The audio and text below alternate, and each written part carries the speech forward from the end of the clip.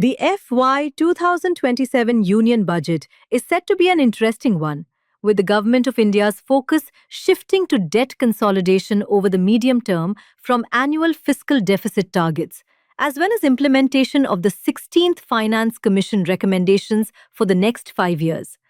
ICRA believes that the GOI's fiscal deficit is likely to be capped at 4.3% of the GDP in FY 2027, nominal GDP growth estimated plus 9.8%, marginally lower than the budget estimate of 4.4% for FY 2026.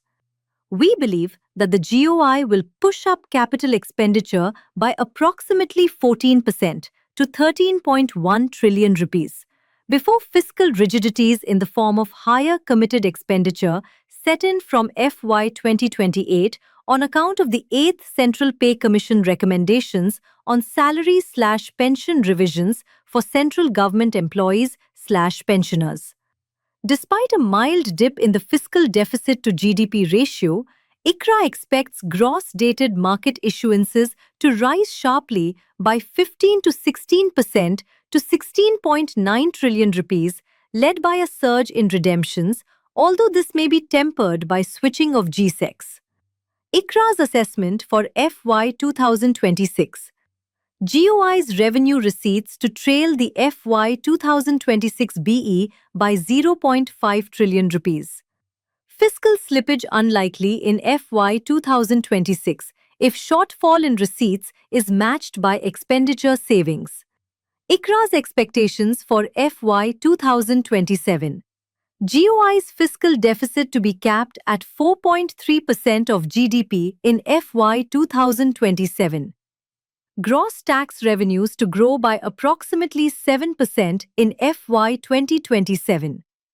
Revenue receipts to rise by 5%, while miscellaneous capital receipts may be pegged at 600 billion rupees. FY 2027.